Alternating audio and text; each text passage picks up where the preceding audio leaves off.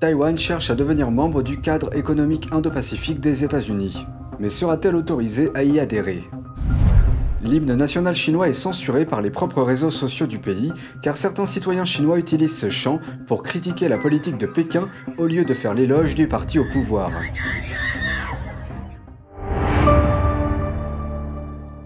Bonsoir et bienvenue dans Regard sur la Chine. Taïwan fait pression sur les États-Unis pour qu'elle soit inclue dans le prochain cadre économique de l'Indo-Pacifique ou IPEF de Washington. C'est ce qu'a indiqué le bureau d'un ministre taïwanais de haut rang. Le ministre a insisté auprès de la représentante américaine au commerce, Katherine Tai, sur cette question. Le mois dernier, Madame Tai a refusé de dire si le plan inclurait Taïwan, ce qui a suscité les critiques du Sénat américain qui a estimé que l'exclusion de l'île serait une occasion manquée. Taïwan a exprimé son désir d'être membre à part entière de l'IPEF dans le but de contrer la coercition croissante de Pékin dans la région. Selon l'agence Reuters, qui cite un interne, Taïwan a réitéré ce désir lors des discussions virtuelles de la semaine dernière. Une déclaration du bureau de Taï n'a toutefois pas mentionné le cadre, précisant que les deux parties ont discuté du commerce bilatéral et de questions d'intérêt commun. L'ancien Premier ministre japonais Abe s'en prend à l'ambiguïté stratégique des États-Unis. Il affirme que le refus de Washington de clarifier la manière dont il répondrait aux menaces contre Taïwan doit cesser, et que les risques auxquels Taïwan est confronté présentent des similitudes avec ceux de l'Ukraine. Il s'agit notamment du fait que Taïwan n'a pas d'allié militaire officiel et que l'écart de puissance militaire entre Taïwan et la Chine est important. En outre, Taïwan ne peut pas compter sur les Nations Unies pour la médiation des conflits car la Chine est un membre permanent du Conseil de sécurité de l'ONU qui dispose d'un droit de veto. Cela signifie que la Chine a le pouvoir de rejeter les résolutions. Abe dit qu'il est temps de mettre fin à l'ambiguïté stratégique à long terme des États-Unis vis-à-vis de Taïwan. Il fait remarquer que si l'Ukraine est considérée comme une nation souveraine, ce n'est pas le cas de Taïwan. Pékin affirme que Taïwan fait partie de la Chine malgré l'indépendance de ses dirigeants et de sa constitution. Ni les États-Unis ni le Japon n'ont de relations diplomatiques officielles avec Taïwan. Pour cette raison, Abe estime que les dirigeants chinois pourraient prétendre que l'invasion de Taïwan est une suppression des activités anti-gouvernementales dans leur propre région, ce qui signifie qu'une invasion ne violerait pas le droit international. Abe avance que ce type de logique a rendu intenable l'ambiguïté stratégique des États-Unis vis-à-vis de l'île. En raison du confinement strict imposé par la Chine, de nombreux habitants de Shanghai connaissent une grave crise alimentaire. L'une d'entre eux nous a dit qu'elle n'avait pas reçu les livraisons de nourriture que les autorités avaient promises. Après avoir cherché de l'aide en ligne, elle a commencé à recevoir des menaces. Regardez. They force you to buy expensive groceries online, and even those are unavailable. The city government shut down all the stores. Now we can't even go to work.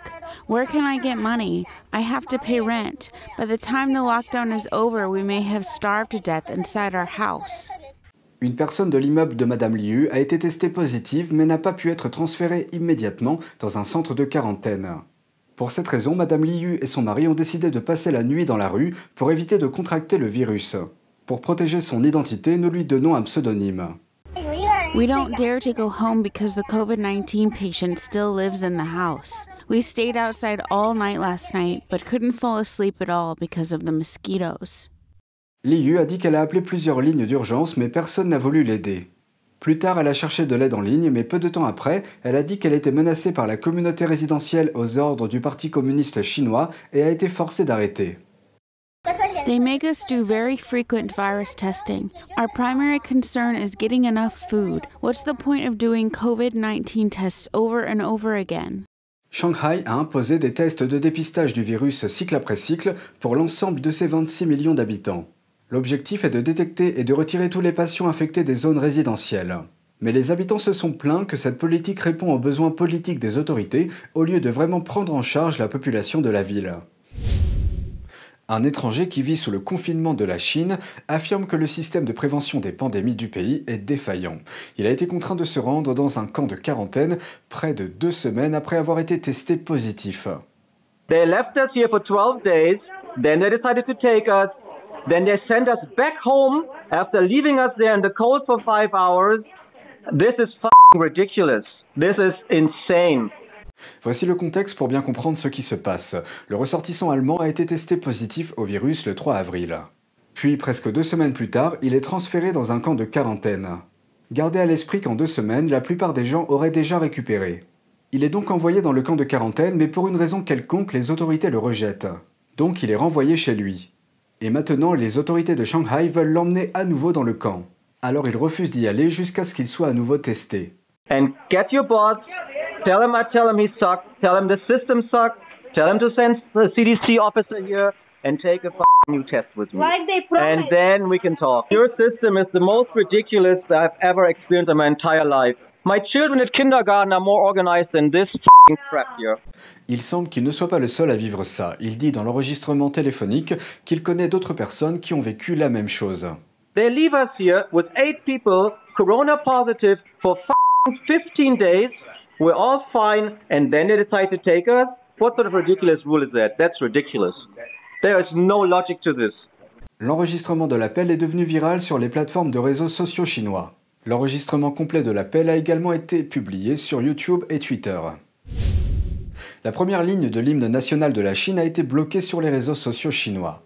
Elle se lit comme suit: debout ceux qui refusent d'être des esclaves.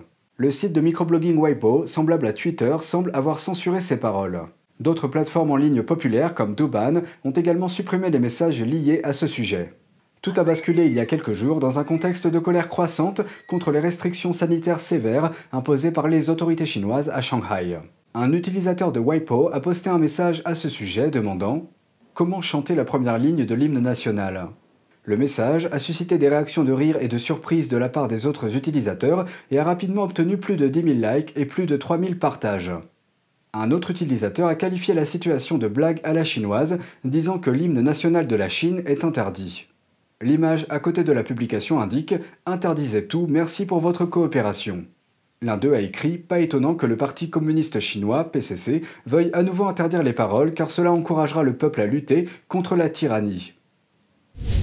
C'est tout pour aujourd'hui, merci d'avoir suivi Regard sur la Chine. On se retrouve demain pour une nouvelle émission, prenez soin de vous et à bientôt.